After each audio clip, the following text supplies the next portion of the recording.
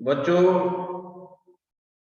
आज हम लोग एक नए विषय पर चर्चा करेंगे। इस विषय का नाम है लखनवी अंदाज।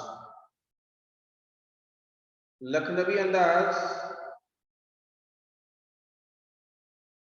जो पाठ है यह कहानी है और कहानीकार है यशपाल। यशपाल यथार्थवादी शैली के लेखक हैं, कहानीकार हैं। यथार्थवादी का मतलब हुआ जीवन का जो यथार्थ है, जीवन की जो सच्चाई है, कोई काल्पनिक बात नहीं है। आंखों से जो कुछ उन्होंने देखा, जो अनुभव किया, उसी अनुभव का वर्णन वो अपनी कथा में, अपनी कहानी में करते हैं यशपाल। इस कहानी में भी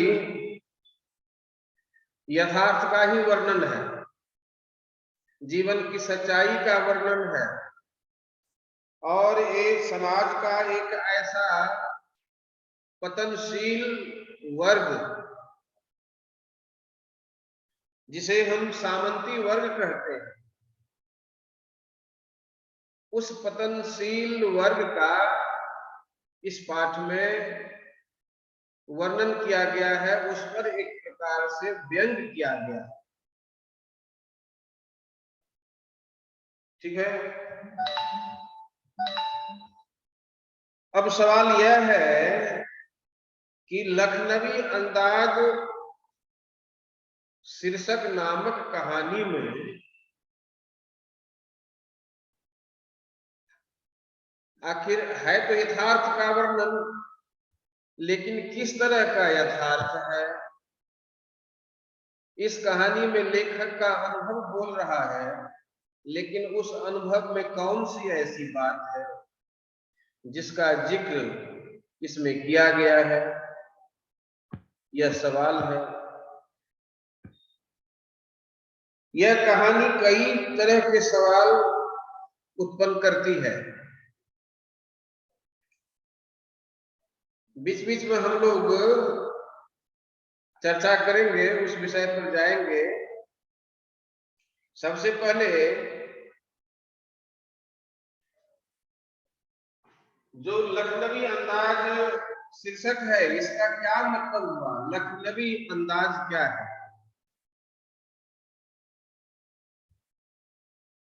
लखनवी लखनऊ से बना है। लखनवी उत्तर प्रदेश का एक शहर है।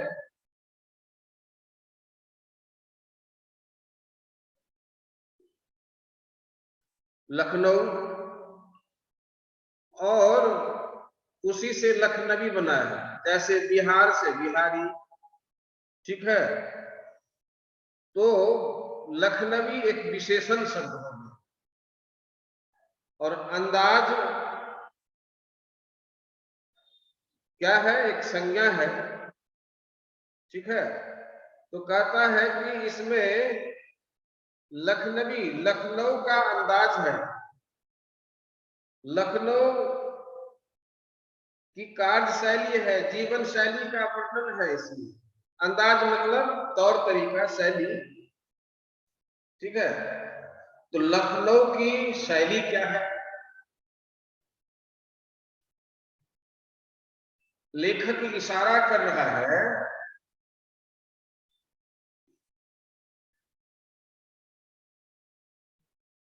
नवाबी का। ठीक है। लखनऊ नवाबों का शहर माना जाता है। किसी समय में वहां पर एक से एक नवाब लोग रहते थे। नवाब प्रायः मुस्लिम शब्द है, उर्दू शब्द है, मुस्लिम कल्चर का शब्द है। इस कहानी में देखोगे कि अधिकांश शब्द उर्दू से लिए गए हैं। बहुत से ऐसे शब्द हैं। तो लखनऊ में जो नवाब लोग पहले रहते थे, आज भी लखनऊ में नवाब लोग रहते ही हैं, और यह नवाब केवल लखनऊ में ही नहीं, पूरे भारतवर्ष में आज भी नवाब लोग रहते हैं। तुम लोगों के आसपास भी बहुत से नवाब लोग रहते होंगे। अब नवाब केवल मुस्लिम समुदाय से संबंधित नहीं रह गया है, प्रायः सभी जातियों में, सभी वर्गों में नवाब लोग हुआ करते हैं, रईस लोग हुआ करते हैं, है ना। मतलब नवाब किसे कहते हैं? नवाब कहते हैं जो काम धाम कुछ नहीं करता, जिसके पास खाने पीने और ऐश आराम करने के बहुत से धन होते हैं, दौलत होती है, और उसी दौलत पर वो, ठीक है, और उसकी भाषा, उसका पहनावा और हवा सब कुछ जो है वो बेफिक्री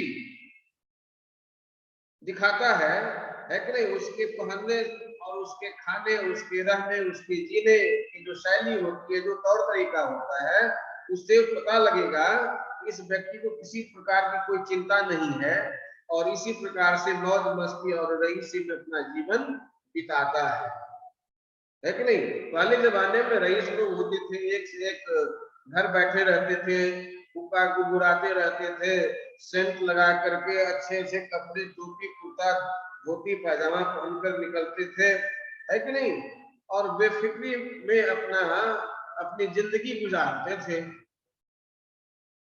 उनको किसी बात की, अपने परिवार की, अपने समाज की कोई चिंता नहीं होती थी।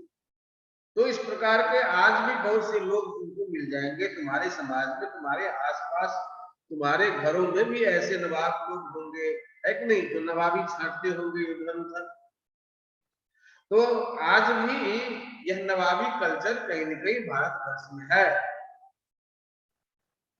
ठीक है। अब सवाल यह है कि लेखक यशपाल जो है पंजाब के रहने वाले, लेकिन लखनऊ का वर्णन कैसे करते हैं? लखनऊ का वर्णन करते हैं, लखनऊ से उनका ताल्लुक रहा है। क्या ताल्लुक रहा है? तो जब आजादी का आंदोलन चल रहा था भारतवर्ष में, तो उस आंदोलन में इन्होंने सक्रिय भाग लिया था, और इनको सजा के तौर पर 14 वर्षों की जेल की सजा मिल गई थी, और उत्तर प्रदेश की जेल में कैद थे।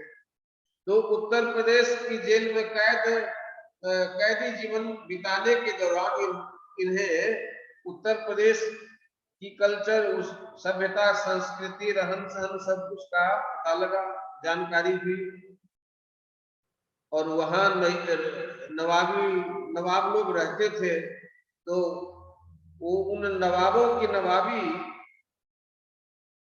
से लेखक वाकिफ हुआ, और उस पर चिंतन भी किया लेखक ने कि आखिर भारतवर्ष में जो भारत देश आजादी के लिए इतना संघर्ष करता है, जिस भारतवर्ष को अभी विकास की दौर से गुजरना होगा, बहुत कुछ करना होगा, ऐसे देश में ऐसे ऐसे नवाबों के रहने का क्या औचित्य है? इस देश को क्या मिलने वाला है इस नवाब से और इस नवाबी से, है कि नहीं।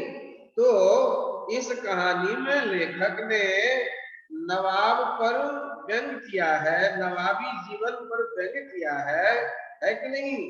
और हमारे समाज में ऐसे भी लोग हैं, ऐसे भी वर्ग हैं जो नवाबी में अपना जीवन यापन करते हैं, और समाज को, देश को उनसे कुछ भी लाभ मिलने वाला नहीं है। तो वर्तमान समय में ऐसे लोगों जो नवाबी जीवन बिताते हो, है ना, तो ऐसे लोगों की जरूरत नहीं है भारतवर्ष में। ऐसी कल्चर, ऐसी संस्कृति पर लेखक व्यंग करता है, और एक प्रकार से अप्रत्यक्ष रूप से लेखक यह बताता है कि इन नवाबों से भारतवर्ष का कल्याण होने वाला नहीं है। हमारे देश में अब नवाबी कल्चर की आवश्यकता नहीं है। ठीक है ना। तो इसलिए इस पाठ में एक पतनशील वर्ग का वर्णन किया है। वह पतनशील वर्ग कौन सा है? पतनशील वर्ग सामंत वर्ग है। सामंत किसे कहते हैं? सामंत कहते हैं जब हमारा देश गुलाम था उस समय में जमींदारी प्रथा थी, अंग्रेजों का शासन था, और अंग्रेजों ने क्या किया था, वो भारत देश के कुछ लोगों को जमींदार बना दिया था, और उन जमींदारों के पास 1000, 2000, 4000, 5000 एकड़ जमीन होती थी, और वो नवाबी में अपना जीवन, जमींदार लोग जो है नवाबी में अपना जीवन बिताते थे। समाज पर जो है वो शासन भी जमींदार लोग करते थे। छोटे छोटे लोगों वर्गों पर जो है ऐसे ऐसे जमींदारों की नजर होती थी, वो शोषण करते थे समाज का। ठीक है, तो ऐसे जो जमींदार थे हमारे देश में, तो ये जमींदार कहीं न कहीं नवाबी छांटते थे, दिखाते थे, और अपनी नवाबी के कारण ही उनका पतन भी हो गया। जो जमींदार थे, अब तो जमींदारी प्रथा खत्म हो गई और उनकी जमीन छिन गई, और वे जो नवाब थे तो उनकी नवाबी भी कहीं न कहीं समाप्त हो गई। ठीक है, और उनका जो पतन हुआ वो पतन उन्हीं के कारण हुआ, उन्होंने खुद को पतन की ओर धकेला।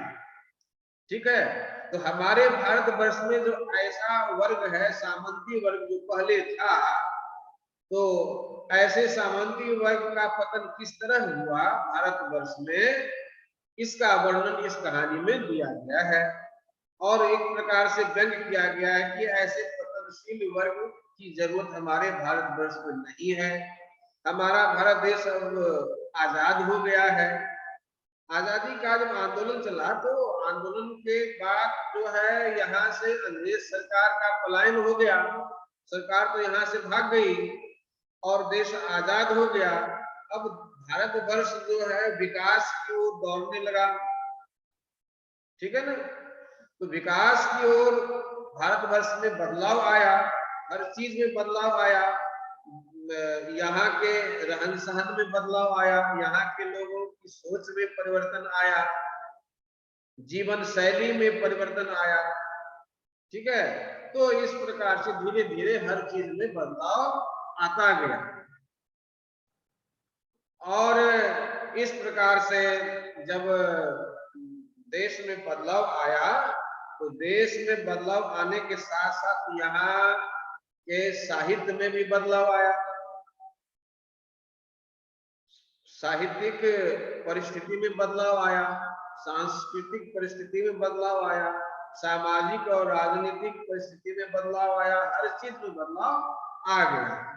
ठीक है, तो लेखक ने इसमें वही पतनशील सामंती वर्ग का इसमें वर्णन हुआ है और नवाबी शैली पर व्यंग किया गया है, और एक प्रकार से लेखक ने, कहानीकार ने यह दिखाया है कि इस देश में अब नवाबी की आवश्यकता नहीं है, देश को जो है अब मेहनत करनी होगी, देश के विकास के लिए सब कुछ करना होगा, तभी इस देश का भला हो सकता है। और मैंने बताया था कि लेखक स्वयं यथार्थवादी हैं, और अब यथार्थवादी लेखक जो होता है या कवि जो होता है अपने जीवन के अनुभव का वर्णन साहित्य में करता है, अपनी आंखों से जो कुछ देखता है, फैक्ट को, सच्चाई को जो कुछ देखता है उसी का वर्णन साहित्य में करता है, और वही यथार्थवादी साहित्य कहलाता है। तो इसमें देखो, इसमें भी यथार्थ का वर्णन है, और कैसे यथार्थ का वर्णन है तो पता चलेगा। कहानी बहुत बड़ी नहीं है, छोटी सी कहानी है, और इसमें एक नई कहानी का जिक्र हुआ है। कहानी एक विधा है, हिंदी साहित्य की एक विधा है, जैसे कविता है, कहानी है, नाटक है, उपन्यास है, निबंध है, ये सब जो साहित्य विधाएं हैं, इन्हीं विधाओं की तरह कहानी भी एक विधा है। और कहानी की परंपरा जो है भारतवर्ष से वैदिक काल से चली आ रही है। मतलब यह हुआ कि वैदिक काल में जिस प्रकार की कहानी होती थी, पौराणिक ग्रंथों में, पुराणों में जो जो कथाएं होती थी, तो वहीं से वो कथा या कहानी भारतवर्ष से चली आ रही है। और पहले जमाने में जिस प्रकार से कहानी लिखी जाती थी, उस तरह से कहानी अब नहीं लिखी जाती।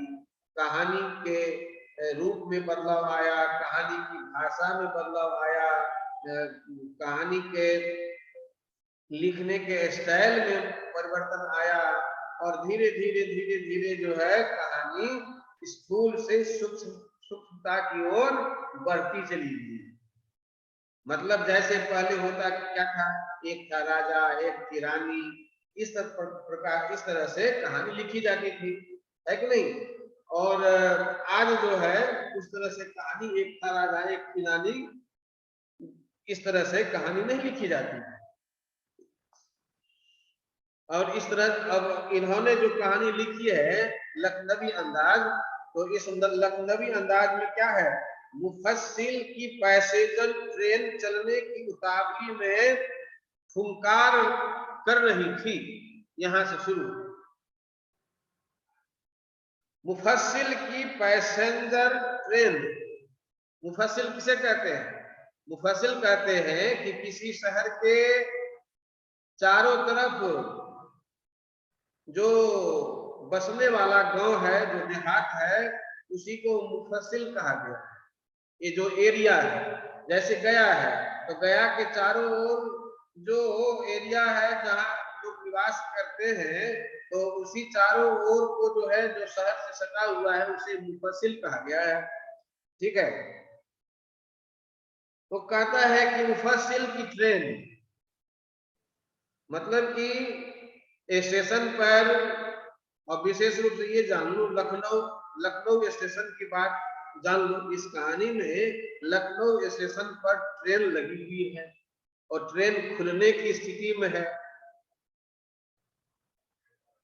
और लेखक भी उसी ट्रेन पर चढ़ करके कहीं जाना चाहता है, और ट्रेन जो है वो सीटी पर सीटी बजा रही है।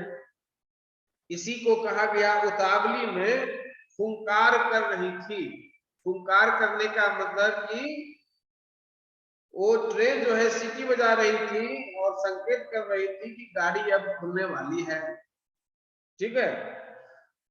तो जैसे ही ट्रेन की आवाज उसे सुनाई पड़ी और लेखक को लगा कि अब गाड़ी खुलने वाली है, तो लेखक भी बड़ी तेजी से गाड़ी पकड़ने के लिए चला। और चूंकि यह लेखक है, तो लेखक जो होता है वो कल्पनाशील होता है, एकांत प्रेमी होता है। भीड़ भाड़ में रहना उसे पसंद नहीं आता, क्योंकि वो तो हमेशा कुछ न कुछ सोचता रहता है, चिंतन करते रहता है, अपने साहित्य के बारे में सोचता रहता है। तो यशपाल लेखक भी अब उन्होंने सोचा कि भाई ट्रेन में मैं किसी ऐसे डब्बे में बैठूंगा जहां लोग नहीं हो, पैसेंजर नहीं हो, एकांत में बैठने की चिंता थी लेखक को। इसलिए वो ऐसी बोगी में जाकर बैठ गया लेखक जहां कोई व्यक्ति था नहीं।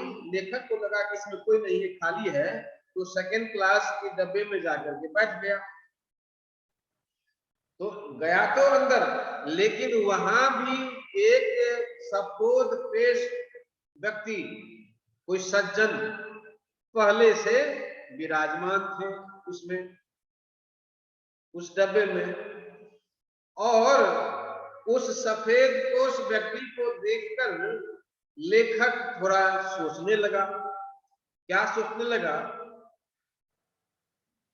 उसे लगा कि अरे, लगता है कि जिस प्रकार मैं साहित्यिक आदमी हूं और हमेशा चिंतन करता रहता हूं साहित्य के बारे में, और चिंतन करने के ही ख्याल से इस डब्बे में आकर बैठा, सोचा कि खिड़की से मैं नेचर को देखूंगा, प्रकृति को निहारूंगा, तो लगता है कि मेरे ही नेचर का व्यक्ति ये भी है, शायद ये भी साहित्यकार ही है, कोई कहानीकार ही शायद है, जो मेरी तरह एकांत चिंतन करने के लिए खाली डब्बे में आकर बैठ गए हैं।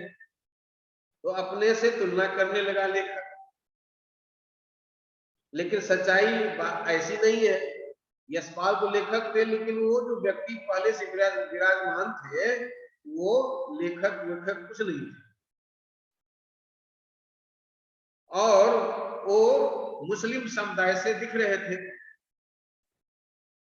लेकिन बैठे थे खिड़की पर और सामने में दो चार खीरे रखे हुए थे। लखनऊ का खीरा बड़ा प्रसिद्ध होता है, वहां खाने का अंदाज भी बड़ा निराला होता है। जो खीरा बेचने वाला होता है ना, वो देखोगे कि जीरा, नमक और जीरे की बुकनी और फिर मिर्च की बुकनी, ये सब अलग अलग वे लोग रखते हैं। और जब किसी ग्राहक को देते हैं तो ये मिर्च की बुकनी है या फिर जीरे और नमक की बुकनी है, ये सब कुछ दे देते हैं खाने के लिए। वहां खाने का ये अलग अंदाज है कि नहीं। तो वो जो व्यक्ति थे वो खिड़की के पास बैठे हुए थे और अच्छे ड्रेस में थे, धोती कुर्ता टोपी वगैरह पैजामा वगैरह पहने हुए थे। धोती नहीं, पैजामा पहने थे, कुर्ता पहने थे, टोपी थे रखे थे सिर पर। और जहां बर्थ था उस बर्थ के नीचे एक लोटा भी रखा हुआ था और सामने दो चार खीरे भी रखे हुए थे। लेखक जब उस डब्बे में प्रवेश करता है तो पहले से जो विराजमान व्यक्ति था उस व्यक्ति पर उसका बुरा असर दिखाई पड़ा लेखक सोचने लगा कि मेरे आने से लगता है कि इस व्यक्ति को किसी तरह की दिक्कत हुई है। मतलब लेखक का बैठना उस व्यक्ति को पसंद नहीं आया।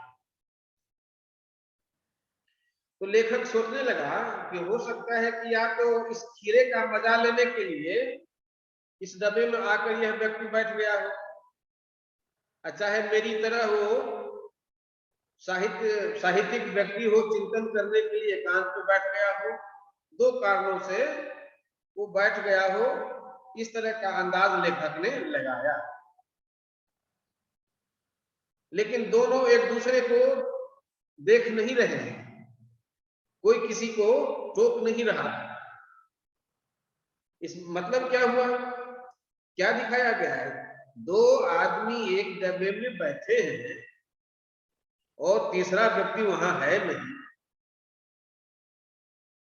और दोनों एक नवाब टाइप के व्यक्ति हैं जो नवाबी दिखाते हैं, है ना। और लेखक जो है वो तो लेखक ही है। तो भाई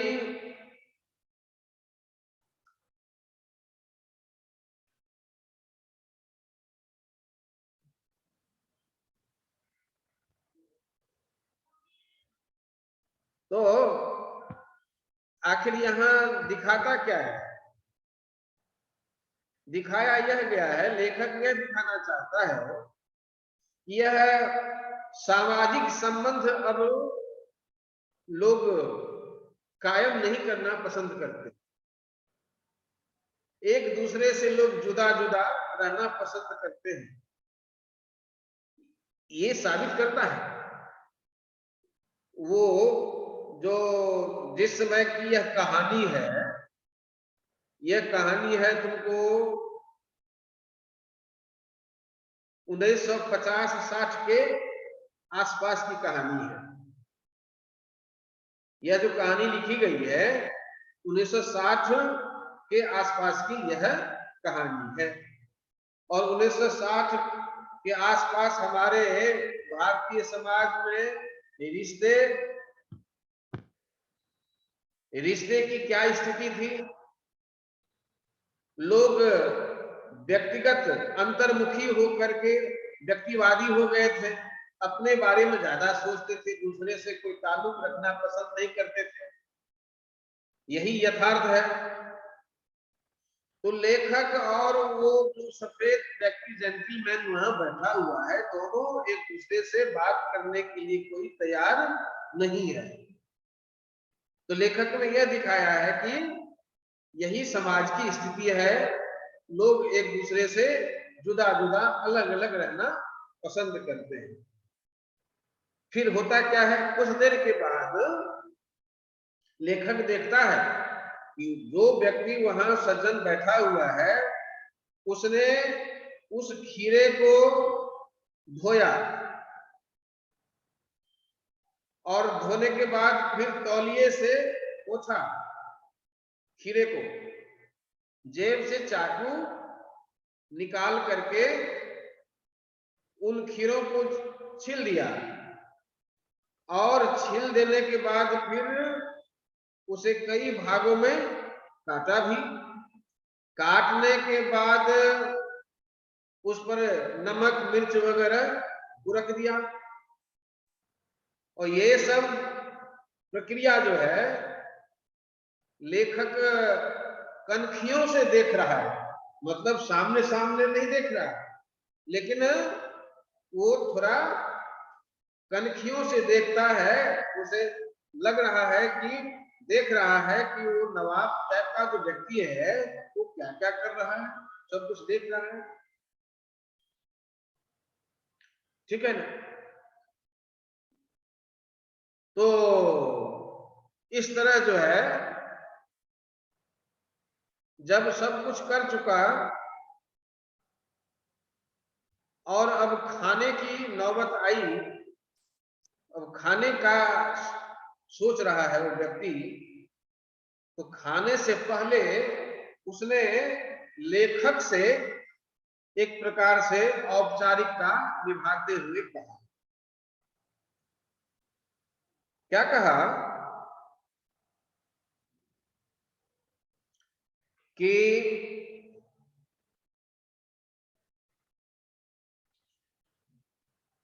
शुक्रिया किबला शौक फरमाए का, पहले कहा आदाब अर्ज, जनाब खीरे का शौक फरमाएंगे, आदाब अर्ज किया। तो आदाब अर्ज जो है प्राय मुस्लिम समुदाय में ऐसा होता है।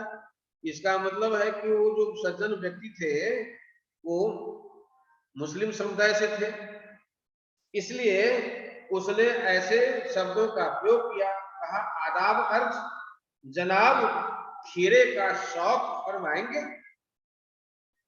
कहने का थोड़ा तरीका देखो। उर्दू भाषा बड़ा ही बहुत ही शानदार भाषा अपने आप में मानी जाती है और बहुत से विद्वान उर्दू भाषा अरबी फारसी शब्दों का प्रयोग करते भी हैं और मजेदार शब्द होते हैं।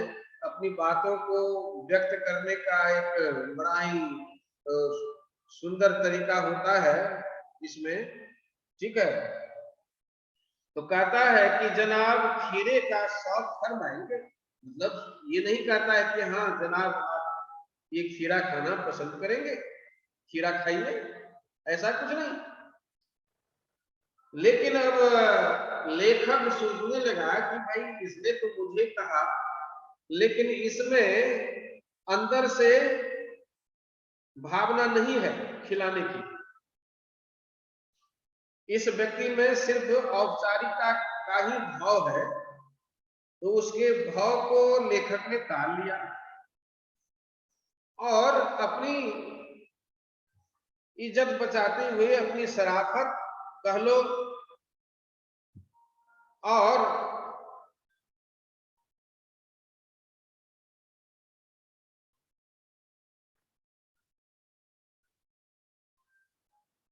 वो जवाब देता है। लेखक कहता है शुक्रिया किबला शौक फरमाए, धन्यवाद किया, कहा कि ठीक है आपने मुझे यदि खीरे खाने का न्योता दिया है तो ठीक है, लेकिन आप ही खाइए, ठीक है। कुछ देर के बाद लेखक को भी जो है उस पनियाती खीरे को देख करके लेखक के भी मुंह में पानी आने लगा था, और वो जो जनाब थे तो उनके भी मुंह में पानी जरूर, वो मैंने क्या कहता है कि प्लावित हो रहा होगा, है कि नहीं। खीरे और भी ऐसी चीजें हैं जिनको देखने से, नाम लेने से ही मुंह में पानी आ जाता है ना। तो सच्चाई यही है कि लेखक का मन तो कर रहा था खाने का, लेकिन अपनी इज्जत थोड़ा सा बचाना चाहता है, और अपने आप को थोड़ा सा उसके आगे, मैंने अपने आप को थोड़ा सा श्रेष्ठ दिखाना चाहता है लेखक। तो लेखक तो समझ रहा है कि ये आदमी उतना अच्छा नहीं है, और उसके आचरण में बनावटीपन है। तो लेखक तो अंदर ही अंदर उस व्यक्ति के बारे में कई तरह की कल्पनाएं कर रहा था, और उसके लेखक के मन में जो बात निष्कर्ष के तौर पर आई, तो उसके आधार पर लेखक ने मैंने इनकार कर देना ही अच्छा समझा, खाने से इनकार कर देना, ठीक है। लेकिन कुछ देर के बाद फिर एक बार जो है नवाब साहब ने देखा लेखक की ओर, और फिर कहा, वल्लाह शौक कीजिए, लखनऊ का बालम खीरा है। फिर कहा कि जनाब, आप ये खीरे नहीं खाएंगे तो पछताएंगे, और लखनऊ में इस तरह के खीरे खूब बिकते हैं और लोग पसंद भी करते हैं, परंतु आप कैसे नहीं तैयार होते हैं खाने के लिए, ये बड़ा ही मजेदार खीरा है, खाइए। लेकिन लेखक ने जवाब दिया, शुक्रिया, इस वक्त तलब महसूस नहीं हो रही। तलब मतलब जरूरत, आवश्यकता महसूस नहीं हो रही है खाने की। मेरा भी जरा मेदा मेदा अमाशय आंत पेट कहता है, मेदा भी जरा कमजोर है, किबला शौक फरमाए। कहा कि मेरी उम्र देख लीजिए, लेखक ने कहा, और ये जो खीरा है ना, देखो मैंने कि लेखक जो है अपनी भाषा, अपने शब्दों के माध्यम से खीरे के बारे में क्या कहा, ये थोड़ा कठोर होता है, कठोर होता भी है। खीरा जो है वो सबको पचता नहीं है, कमजोर आंख वाला जो व्यक्ति है उसको पचता नहीं है खीरा, है ना। तो लेखक ने कहा कि मेदा जरा कमजोर है, किबला शौक फरमाए, मतलब कि यदि मैं ये कठोर चीज खाऊंगा तो मुझे पचेगा नहीं। तो लेखक की बात पर वह गौर करने लगे, जो सज्जन व्यक्ति थे गौर करने लगे, अरे इसने तो मेरे खीरे को क्या कह दिया कि मैदा पर जो है असर डालता है, मतलब थोड़ा ये है भारी होता है, पचता नहीं है, ठीक है। लेकिन उसकी प्रतिक्रिया में लेखक ने जो कुछ कहा, उसकी प्रतिक्रिया में उस नवाब साहब ने भी क्या किया, तो उस खीरे को, कटे हुए खीरे को, जो जिसे अब वो खाने के लिए तैयार हो रहे थे, उन सारे खीरे